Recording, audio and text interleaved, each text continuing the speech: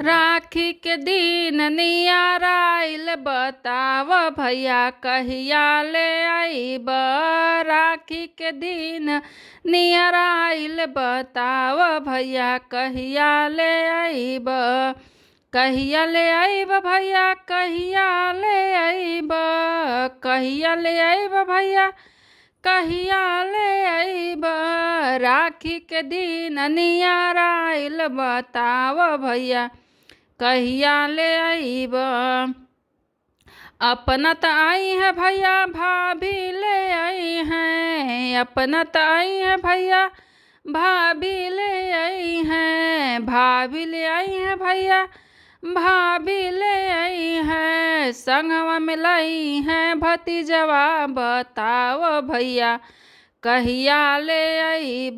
संगवा में लाई है भतीजवा बताव भैया कहिया ले आइब।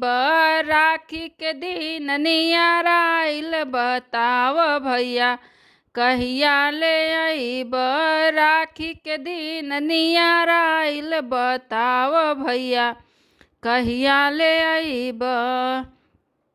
रोरिये अक्षत से थाल सजवली। रोरिये अक्षत से थाल सजवली। थाल सजवली भैया थाल सजवली।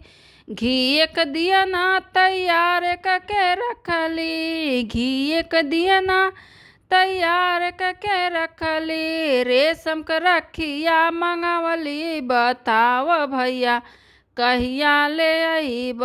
रेशम का रखिया मंगवली बताव भैया कहिया ले आइब।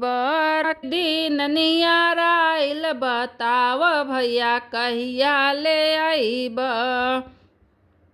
भैया के बांधब रेशम का रखिया।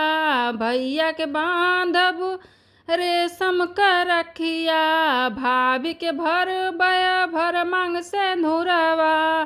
भाभी के भर बय भर मांग से नूरवा। भतीज के देबो बलैया बताव भैया कहिया ले आइब। भतीज के देबो बलैया बताव भैया कहिया ले आइब। राखी के दिन नियर आइल बताव भैया कहिया ले आइब।